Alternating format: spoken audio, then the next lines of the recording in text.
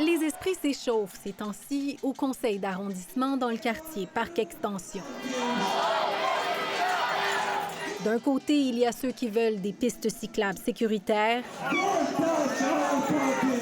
De l'autre, ceux qui déplorent les pertes de stationnement. Le projet controversé, c'est la création d'un réseau de pistes cyclables sur les avenues Kerb, Bâle, Ogilvie et de l'Épée. Un projet déjà en cours qui fera disparaître en tout 250 places de stationnement. Les réactions sont vives. Ça fait 25 ans que je suis élue dans Parc Extension et je n'ai jamais vu un tel mécontentement de la part des citoyennes. Il y a quelques jours, des punaises ont même été répandues sur la voie cyclable. Les punaises ont été ramassées par des gens pour et des gens contre. On souhaite tous que les gens aient un dialogue ouvert et respectueux. Car dans les faits, les deux camps sont plus nuancés. L'argument, c'est un argument de sécurité. Il y a énormément d'enfants dans ce quartier-ci. Il y a 6 écoles. Puis en deuxième lieu, un argument d'équité parce que, je veux dire, il n'y en avait pas de pistes cyclables sécuritaires alors qu'il y a comme énormément de voies de circulation pour les voitures. On n'est pas contre les vélos, mais c'est pas la piste cyclable le problème. C'est le retrait des 250 places de stationnement sans nous l'avoir dit, sans nous avoir consulté, sans nous montrer les études. C'est à partir de là que les gens se révoltent. Les citoyens multiplient les témoignages sur les impacts dans leur quotidien. J'ai aucun endroit où ranger les vélos. Je n'aurai plus de stationnement pour avoir l'auto pour aller conduire les enfants à l'école.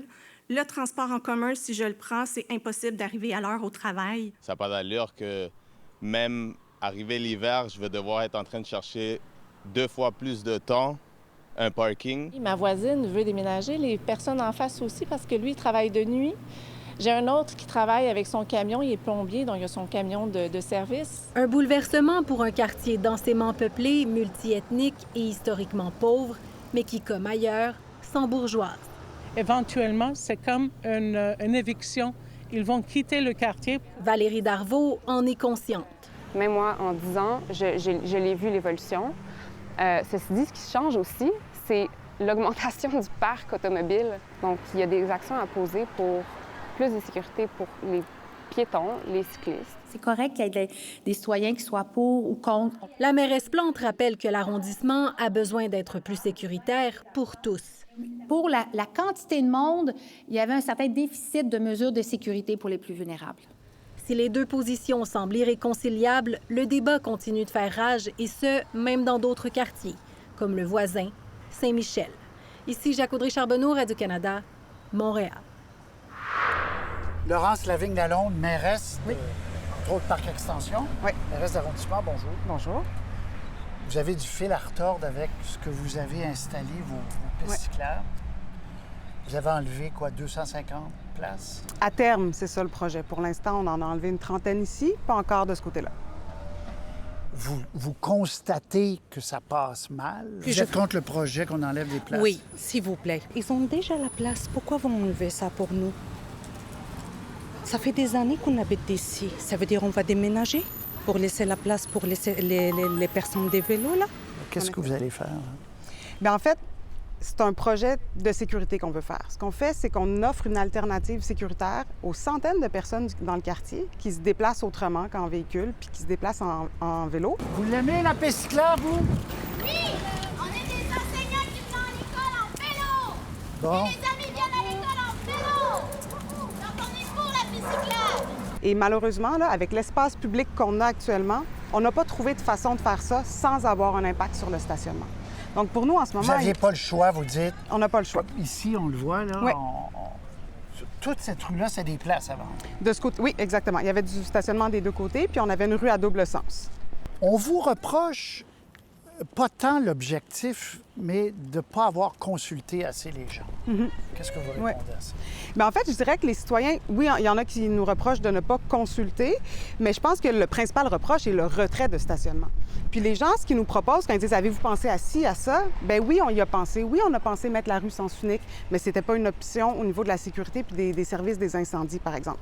Donc, on a fait ce travail-là d'analyse. Les citoyens, ce qu'ils veulent, c'est oui, des pistes cyclables, mais oui, le maintien du statu quo au niveau des places de stationnement. Puis ça, on n'y arrive pas. On est incapable de répondre à ces deux besoins-là et de les concilier dans l'espace qu'on a. Bien, c'est ce que j'allais vous demander. Il n'y a pas... Vous ne pouvez pas rejoindre les gens. Il n'y a pas mitoyen, il n'y a pas une... On ne pourrait pas remettre quelques places en attendant. Bien, on Vous dites regarde que c'est irréconciliable. C'est irréconciliable de maintenir les 250 places de stationnement. Il y a des citoyens qui nous ont dit « Moi, j'ai un stationnement à mobilité réduite. Est-ce que je vais pouvoir le garder? » Oui. Ces gens-là ont été appelés, on a vérifié avec eux où sur le territoire, près de leur maison, on était capable de remettre cette place-là. On a un commerçant un peu plus loin ici qui nous a dit « Ça va affecter ma clientèle, pouvez-vous nous donner un coup de main? » On a dit « Oui, parfait, qu'est-ce que vous voulez? » Donc, on a changé des panneaux de signalisation pour permettre du stationnement temporaire en journée pour que les clients puissent venir. Donc oui, on regarde toutes ces avenues-là, mais maintenir les 250 places de stationnement, ça, on n'est pas capable. On n'est absolument pas capable.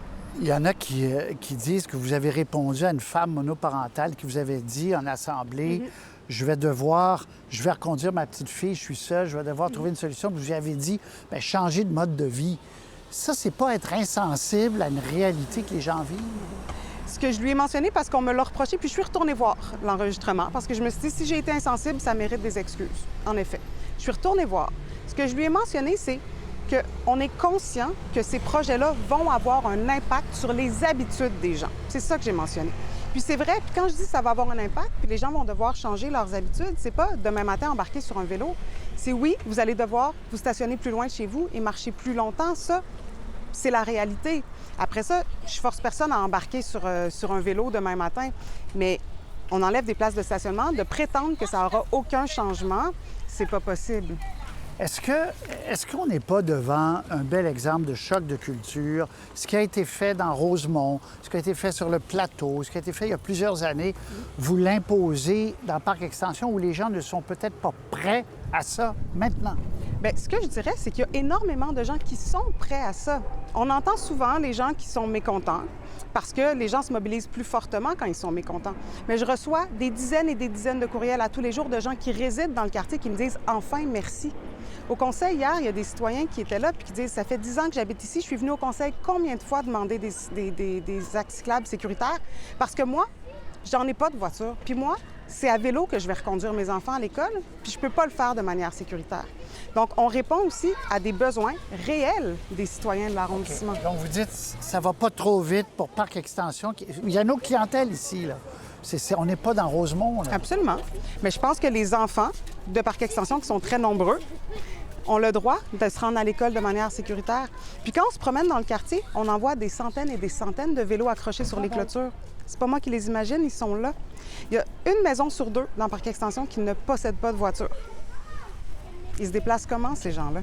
Donc, vous foncez, vous continuez, vous maintenez. On maintient.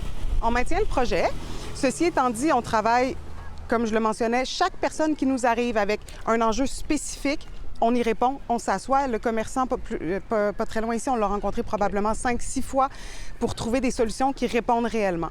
Mais de mentionner qu'on peut reculer ou qu'on peut trouver un équilibre parfait entre avoir des axes sécuritaires et le statu quo au niveau des places de stationnement, ça, malheureusement, on n'est pas capable.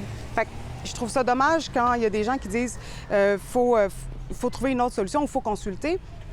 Les rues sont étroites dans le quartier. Même si je consulte les citoyens réellement en disant « Trouvez-moi la solution », elle n'existe pas, cette solution-là. On a fait des démarches, on a mesuré les rues.